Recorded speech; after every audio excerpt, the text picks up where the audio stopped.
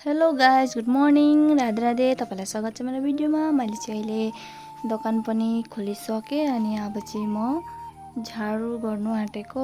दोकान त खोल्नै पर्यो। यतातिर नाइटीहरू राखेको छु, हेर्न सक्नुहुन्छ। सबै थोक भेट्नुहुन्छ। तपाईँहरू पनि आउन सक्नुहुन्छ दोकानमा।